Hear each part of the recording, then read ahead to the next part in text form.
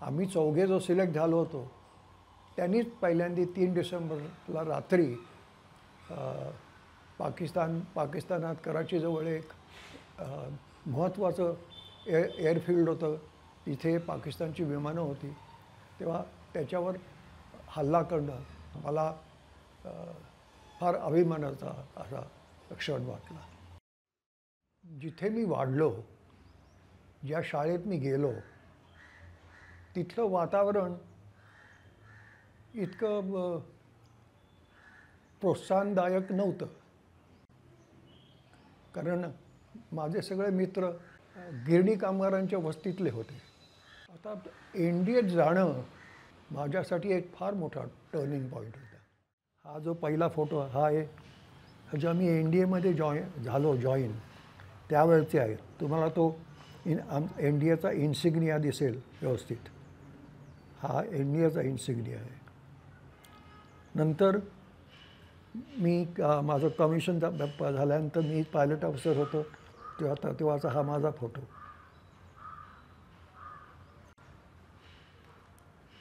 हा 1961 मधला. मी एका वॅम्पायर नावाच्या ट्रेनिंग विमानामध्ये चढत असताना घेतलेला. हे माझं फ्लाईंग गिअर, क्रॅश हेल्मेट हे सगळं तुम्हाला दिसेल. अशा तऱ्हेने कपडे घालावे लागतात जेव्हा तुम्ही जेट एअरक्राफ्ट फ्लाय करता. SMS प्रोडक्शन्स निर्मित जर्नी. 3 डिसेंबरला संध्याकाळी 6:30 वाजता आम्ही पुण्याच्या एअरफील्डवरून टेक ऑफ केलं. संबंध आमच्या मिशन्स होत्या सगळं आमचं फ्लाईंग रात्रीचं होतं. तर आम्ही टेक ऑफ केलो आणि जामनगरला उतरलो, कारण आम्हाला तिथे रिफ्युअल करायचं होतं आणि लेटेस्ट इंटेलिजन्स घ्यायचा होता. आणि रात्री 12-12:30चा वेळ असेल ते आम्ही टेक ऑफ केला. फ्रॉम 150-200 फुटापासून आम्ही प्रत्येकाने इमिजिएट क्लाइंब केलं 7,000 फुटावर. आता 7,000 फुटावर का?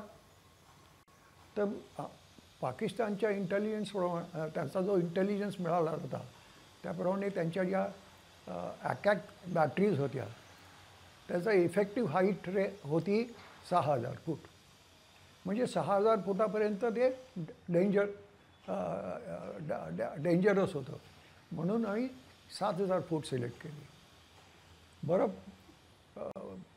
आणि आम्ही साऊथहून अटॅक करण्यापेक्षा नॉर्थहून अटॅक केला आणि एनिमीला पाकिस्तानला आम्ही त्या एअरफील्डवर टोटल सरप्राईज केलं. इनफॅक्ट आमचं पहिलं विमान, माझ्या लीडरचं विमान त्यांनी बॉम्ब टाकले तेव्हा त्याच्यानंतर आम्हाला ट्रेसर्सची सेमी सर्क्युलर शेपमध्ये दिवाळी पाहायला मिळाली. आणि तेव्हा आम्ही त्या ट्रेसर्सच्या 1,000 फूट जास्त वर होतो. बॉम्ब टार्गेटवर टाकल्याबरोबर आम्हाला परत इमिजिएटली त्या सेमी सर्कल वॉलमधून परत खाली 150-200 फूट उतरायचं होतं.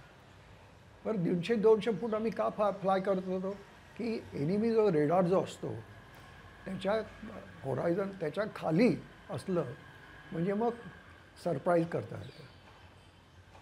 आणि दुसरी गोष्ट, येताना आम्ही एकदम परत खाली गेलो, कारण एकच की आता सेफली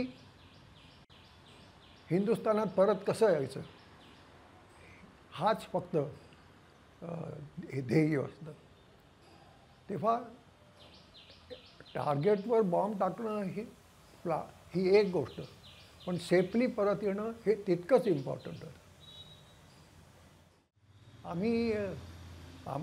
मला भीती नव्हती असं नाही, पण ती कॉन्कर करणं ते जे मी शिकलो होतो त्यामुळे मला ही सगळी 9 मिशन्स सक्सेसफुली करता आली. तर वॉरमध्ये प्रत्येक क्षण हा युनिक असतो, त्याला रिपिटेशन काही नसतं. तर असं तिसरं किंवा चौथं मिशन माझं होतं. आणि लो लेवलला आमचा जो लास्ट टर्निंग पॉईंट होता तिथे आम्हाला टर्न करायचं होतं आणि टार्गेटकडे जायचं होतं. तर तो टर्निंग पॉईंट आमचा मला वाटतं एक 10 सेकंदांनी मिस झाला असेल. त्या 10 सेकंदात मला आम्ही बघितलं तर मी एकदम समुद्रावरच आलो होतो. तेव्हा माझ्याबरोबर नॅव्हिगेटरला मी सांगितले, अरे पण जरा पुढे आलेलं दिसतोय. आणि लगेच मी गतीने टर्न केला. त्याच वेळेला मला 2 पाकिस्तानी डिस्ट्रॉयर्स होत्या, त्याची ते ज्या उभ्या होत्या त्या डिस्ट्रॉयरकडून ट्रेसर्स माझ्या विमानावर येत आहेत की का अशी दिसायला लागली. आणि पाकिस्तानच्या नेव्हल फ्लीटमध्ये रेडार लॉक गन्स असतात. त्यामुळे मी तो त्याच्यात कसा वाचलो हे मी कधीच सांगू शकत नाही, पण वाचलो खरं. म्हणून मी आज तुमच्याशी बोलतोय. जगायचं असेल तर अशा काही फील्डमध्ये जा की जिथे तुम्हाला मरणाच्या अगदी जवळ जाता येईल. कारण काय होतं, तुम्ही मरणाच्या जवळ गेल्याशिवाय जगणं काय हे तुम्हाला कधी कळत नाही.